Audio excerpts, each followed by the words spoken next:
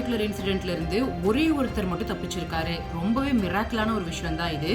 அவர் உட்கார்ந்து இந்த சீட் வந்து 11A. இந்த ஒரு பர்டிகுலர் சீட்ல 1998ல நடந்த ஒரு மிகப்பெரிய ஏரோப்ளேன் ஆக்சிடென்ட்ல இருந்து ஒருத்தர் தப்பிச்சிருக்காரு. அதே சீட்ல தான் வந்து அவரும் உட்கார்ந்துருக்காருன்றத வந்து எல்லாரும் பேசிட்டு இருக்காங்க. அண்ட் இந்த 11A சீட்ல உட்கார்ந்தாலே தப்பிச்சிடலாம்லாம் நிறைய பேர் பேசுறத பார்க்க முடிஞ்சிச்சு. பட் அது உண்மை கிடையாது. இந்த 11A சீட் ஒரு எமர்ஜென்சி எக்ஸிட்டுக்கு பக்கத்துல இருக்கக்கூடிய ஒரு சீட். பிளைன்ஸ்ல பொறுத்த வரைக்கும் நிறைய எமர்ஜென்சி எக்ஸிட்ஸ் இருக்கு. அந்த எமர்ஜென்சி எக்ஸிட்ஸ்ல நிறைய சீட்ஸும் இருக்கும்.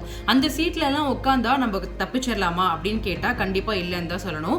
ஏன்னா எல்லா பிளைனும் ஒரே மாதிரி ஆக்சிடென்ட்டுக்கு உள்ளாகிறது இல்லை. ஒரு பிளைனும் வேற வேற ப்ராப்ளம்ஸ்னால வேற வேற மாதிரி தான் ஆக்சிடென்ட்டுக்கு கிராஷ்க்கு உள்ளாகுது. உதாரணத்துக்கு இப்போ இந்த ஒரு பர்டிகுலர் பிளைன் ஆக்சிடென்ட் ஆகும்போது இந்த வீடியோல நம்ம பார்க்க முடிஞ்சது என்னன்னா, இந்த பிளைன் வந்து நேரா போய் தான் கீழே ஹிட் ஆயிருக்கும். அதாவது இப்படி நேரா போய் அது கீழே ஹிட் ஆயிருக்கும்.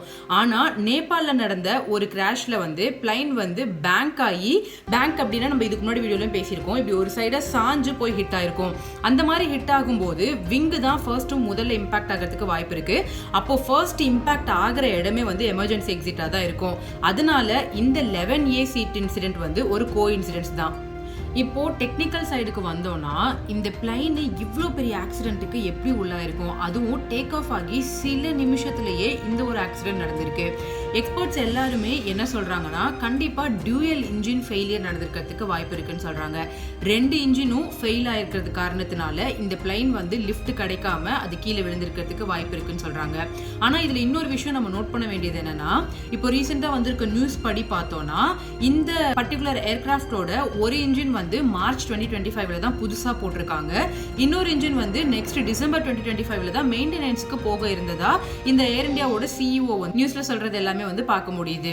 இப்படி இருக்கிற சிச்சுவேஷன்ல எப்படி 2 இன்ஜினும் ஃபெயிலியர் ஆயிருக்கும்? இந்த டைம்ல தான் எக்ஸ்பர்ட்ஸ் எல்லாம் இன்னொரு கெஸ் என்ன பண்றாங்கன்னா, ஃபியூயல் கண்டாமினேஷன். ஃபியூயல் கண்டாமினேஷன்ல நிறைய டைப்ஸ் இருக்கு. அதுல ரொம்ப காமனானது வந்துட்டு வாட்டர் தான். இது எப்போ நடக்கிறதுக்கு வாய்ப்பு இருக்குன்னு சொல்லி பார்த்தோம்னா, ஏர்கிராஃப்ட் ரீஃபியூயலிங் பண்ணும்போது கண்டென்சேஷன் இல்லை லீட்ஸ் இல்லை இந்த ஃபியூயல் போகிற லைன் ஏதாவது ஃப்ரீஸ் ஆகிட்டு இருந்ததுன்னா இந்த மாதிரி ஃபியூயல் கண்டாமினேஷன் நடக்கிறதுக்கு வாய்ப்பு இருக்குன்னு சொல்லி சொல்கிறாங்க. இந்த மாதிரி ஃபியூயல் கண்டாமினேஷன் நடந்தால் ஏர்கிராஃப்டில் இருக்கக்கூடிய 2 இன்ஜின்ஸும் மால் ஃபங்க்ஷன் ஆகி பெரிய டிசாஸ்டருக்கு இந்த ஏர்கிராஃப்ட் உள்ளாகிறதுக்கு வாய்ப்பு ரொம்பவே ஜாஸ்தியாக இருக்குது. ஆனால் என்ன கேட்டிங்கன்னா, இந்த ஃபியூயல் கண்டாமினேஷன் நடக்கிறதுக்கு வாய்ப்பே இல்லைன்னு தான் சொல்லுவேன்.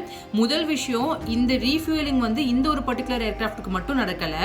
மற்ற ஏர்கிராஃப்ட்டுக்கும் இதே ரீஃபியூயலிங் தான் நடந்திருக்கு. பட் மற்ற ஏர்கிராஃப்ட்லாம் சேஃபாக தான் வந்து ஃப்ளை ஆயிருக்கு. அது ஃபர்ஸ்ட் ரீசன். ரெண்டாவது, இப்போ இருக்கிற ரீஃபியூயலிங் டெக்னாலஜி எல்லாம் ரொம்ப அட்வான்ஸ்ட் ஆனது. அதனால இந்த மாதிரி நடக்கிறதுக்கு வாய்ப்பு ரொம்பவே கம்மி தான்.